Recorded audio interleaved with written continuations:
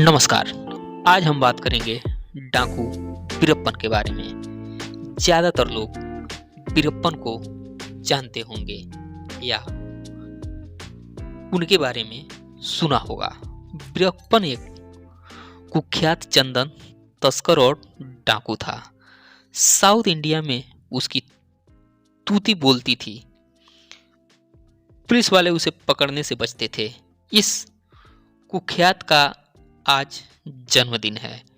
उसका जन्म 18 जनवरी 1952 को कर्नाटक के गांव कोपिनाथप में हुआ था।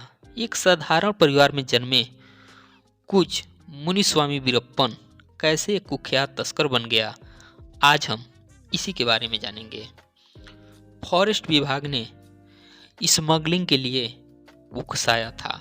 वीरप्पन का जन्म एक गरीब परिवार में हुआ था। उस वक्त कर्नाटक के जंगलों में तस्करी का खेल चरम पर था। फॉरेस्ट विभाग के मिलीभगत से कई तस्कर पैसे बना रहे थे और इसका शेयर उन अफसरों तक भी जाता था। कहा जाता है कि वीरप्पन छोटी उम्र में ही इन तस्करों के संपर्क में आ गया और इसके बाद फॉरेस्ट विभाग के लोगों ने उसे स्मगलिंग के लिए उकसाना शुरू कर दिया। 10 साल की उम्र में किया था पहला अपराध।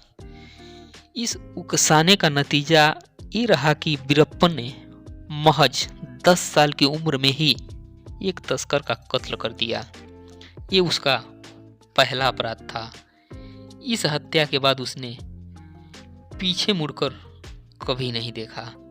इसी साल 1962 में उसने फॉरेस्ट विभाग के 3 और लोगों को मार दिया। हालांकि अभी तक वो सुर्खियों में नहीं आया था। लोग उसे बस कर्नाटक के जंगलों में ही जानते थे। लेकिन 1987 में पहली बार उसका नाम तब सुर्खियों में आया जब उसने चिदम्बरम नाम के एक फॉरेस्ट अफसर को अगवा कर लिया। उसके बाद राज्य सरकार ने वीरप्पन पर शिकंजा कसना शुरू कर दिया। एक साथ 22 लोगों को उसने उड़ा दिया था। उसे पकड़ने के लिए पुलिस एक वार्ड टीम का गठन किया और इसकी जिम्मेदारी दी गई लहीम सहीम गोपाल कृष्ण को। गोपाल कृष्ण काफी फिट अफसर थे। उनके फिटनेस के कारण लोग उन्हें रैम्बो कहकर बुलाते थे।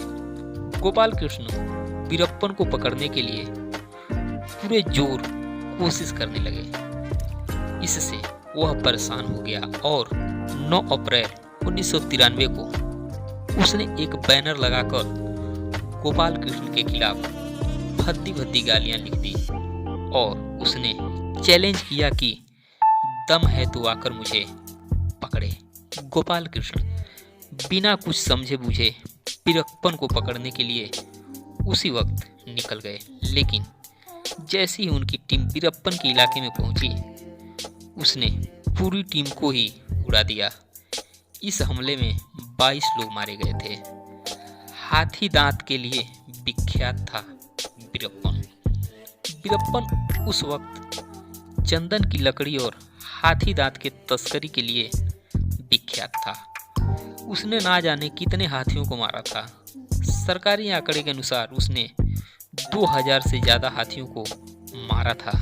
साथ ही उसने कई पुलिस वालों को भी शहीद किया था। हालांकि जब उसने 2 फोटोग्राफरों को अगवा किया तो उन्होंने घुटने के बाद दुनिया को बताया था कि वीरप्पन हाथियों को लेकर भावुक है।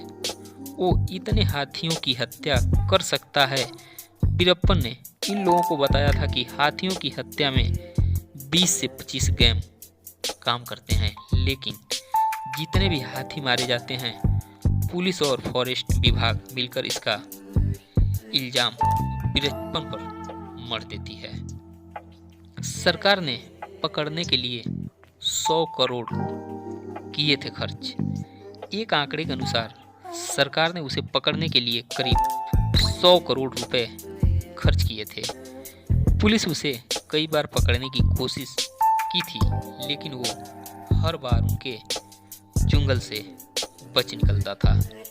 आखिरकार 18 अक्टूबर 2004 को एसटीएफ ने उसे एक एनकाउंटर में मार गिराया। जब उसका एनकाउंटर हुआ था तो वह मोतियाबिंद से पीड़ित था। पुलिस ने अपने लोगों को उसकी टीम में शामिल करवाया। उसके बाद उसे इलाज के लिए बहकाया गया। जब वह राजी हो गया तो उसे इलाज के लिए एम्बुलेंस से ले जाया जाने लगा और फिर बीच रास्ते में ही उसका एनकाउंटर कर दिया गया।